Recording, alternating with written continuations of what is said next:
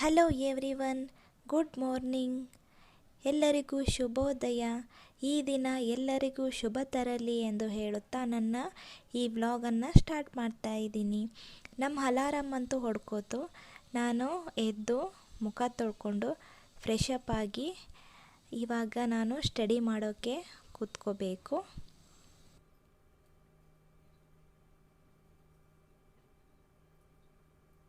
Study start ಮಾಡೋಕ್ಕಿಂತ ಮುಂಚೆ ನನ್ನ ಫಸ್ಟ್ ಕೆಲಸ ಏನಂತಂದರೆ ಟೈಮ್ ಟೇಬಲ್ನ ಬರ್ಕೊಳ್ಳೋದು. ಯಾವ್ಯಾವ ಟೈಮಲ್ಲಿ ನಾವು ಏನೇನನ್ನು ಓದಬೇಕು ಅಂತ ಮೊದಲೇ ಬರೆದಿಟ್ಕೊಂಡ್ಬಿಟ್ರೆ ನೀಟಾಗಿ ಓದ್ಕೊಳ್ಳೋಕ್ಕೆ ಹೆಲ್ಪ್ ಆಗುತ್ತೆ. ನಂದು ಇವತ್ತು ಫಸ್ಟ್ ಸ್ಲಾಟ್ ಸ್ಟಾರ್ಟ್ ಆಯಿತು. ನಾನು 3:30 AM ಟು 7:30 AM ವರೆಗೂ 4 ತಾಸಿಂದ ಫಸ್ಟ್ ಸ್ಲಾಟನ್ನು ರೆಡಿ ಮಾಡೀನಿ. ನಾ ಇವತ್ತು ಚೇಂಜ್ ಸಬ್ಜೆಕ್ಟನ್ನು ಇಟ್ಕೊಂಡೀನಿ. Daily history, political, economics, sociology ಈ ರೀತಿ ಇಟ್ಕೋತಿದ್ದೆ. ಇವತ್ತು ಫಸ್ಟು ಸೈನ್ಸ್, ಆಮೇಲೆ ಪರಿಸರ ಅಧ್ಯಯನ, ಆಮೇಲೆ ಕರೆಂಟ್ ಅಫೇರ್ಸ್, ಆಮೇಲೆ ಕನ್ನಡ ಗ್ರಾಮರ್. ಈ ರೀತಿಯಾಗಿ ನಾನು 4 ತಾಸು ಓದ್ತೀನಿ. ಇವಾಗ ನಾನು ಸೈನ್ಸ್ ಓದ್ಕೊಳ್ತಾ ಇದ್ದೀನಿ. ನಾನು ಈ ಪುಸ್ತಕವನ್ನು ಸೈನ್ಸ್ ಸಬ್ಜೆಕ್ಟ್ಗಾಗಿ ಓದ್ತಾ ಇದ್ದೀನಿ. ಇದು ಸಮಗ್ರ ವಿಜ್ಞಾನ, ಎಲ್ಲ ವಿಷಯವನ್ನು ಇದು ಒಳಗೊಂಡೈತಿ. ತುಂಬಾ ಚೆನ್ನಾಗೈತಿ. ಇದನ್ನು ಬರೆದವರು ವೆಂಕಟರಮಣ ಸ್ವಾಮಿ SV ಅವರು.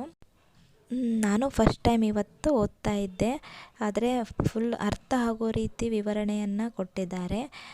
ಜೀವಶಾಸ್ತ್ರ, ರಸಾಯನಶಾಸ್ತ್ರ, ಭೌತಶಾಸ್ತ್ರ ಈ ರೀತಿಯಾಗಿ ಚಾಪ್ಟರ್ ವೈಸ್ ಅದಾವು. ನಾನು ಫಸ್ಟ್ 1ನೇ ಘಟಕ ಮುಗಿಸಿದೆ ಇವತ್ತು. ಭಾರಿ ಅರ್ಥ ಆಯಿತು. ನೀಟಾಗಿ ತಲೆಗೆ ಹೋಗೋ ರೀತಿ ಬರೆದಿದ್ದಾರೆ. ಸಖತ್ತಾಗಿ ಅರ್ಥ ಆಯ್ತು ನನಗೆ.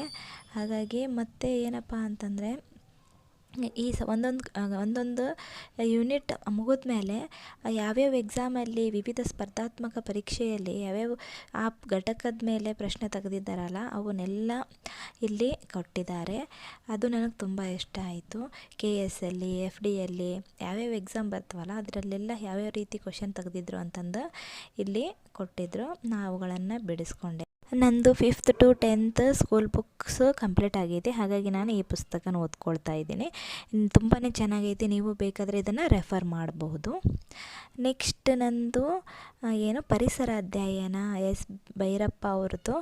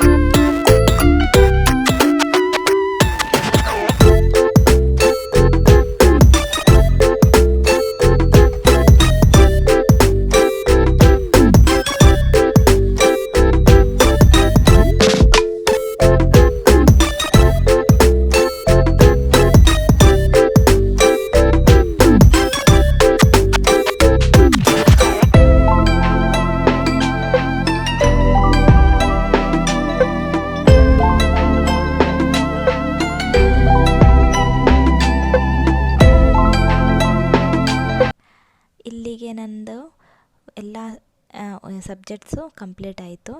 ಫಸ್ಟ್ ಸ್ಲಾಟ್ದೆಲ್ಲ ಸ್ಟಡಿ ಕಂಪ್ಲೀಟ್ ಆಯಿತು. ಹಾಗಾಗಿ ಅದನ್ನು ಟೇಕ್ ಮಾಡ್ಕೊಳ್ತಾ ಇದ್ದೀನಿ. ನೆಕ್ಸ್ಟ್ ಇವಾಗ ಎಲ್ಲ ಕೆಲಸ ಮುಗಿಸ್ಕೊಂಡು ಮನೆ ಕೆಲಸ ಎಲ್ಲ ಮುಗಿಸಿ ಸ್ನಾನ ಮಾಡಿ ಬಂದೆ. ಅಂದರೆ ಇವಾಗ 9:30 ಆಗೈತಿ. ಇವಾಗ ಟಿಫನ್ ಮಾಡ್ತೀನಿ. ಟಿಫನ್ಗೆ ಪಾಲಕ್ ಪರೋಟ ಆಮೇಲೆ ಮಯೋನೈಸ್ ಸಾಸ್ ಇತ್ತು. ಅದನ್ನೇ ತಿಂತಾ ಪೇಪರ್ ಕಟ್ಟಿಂಗ್ಸ್ನ ಓದ್ಕೊಳ್ತಾ ಇದ್ದೀನಿ. ಟಿಫನ್ ಆಯಿತು. ಇವಾಗ ನೆಕ್ಸ್ಟ್ ಸ್ಲಾಟ್ನ ಬರ್ಕೊಂಡು ಇಟ್ಕೊಳ್ತಾ ಇದ್ದೀನಿ. ನೆಕ್ಸ್ಟ್ ಇವಾಗ ನಾನು ಏನೇನು ಓದ್ಕೋಬೇಕು ಅನ್ನೋದನ್ನು ಬರ್ಕೊಳ್ತೀನಿ.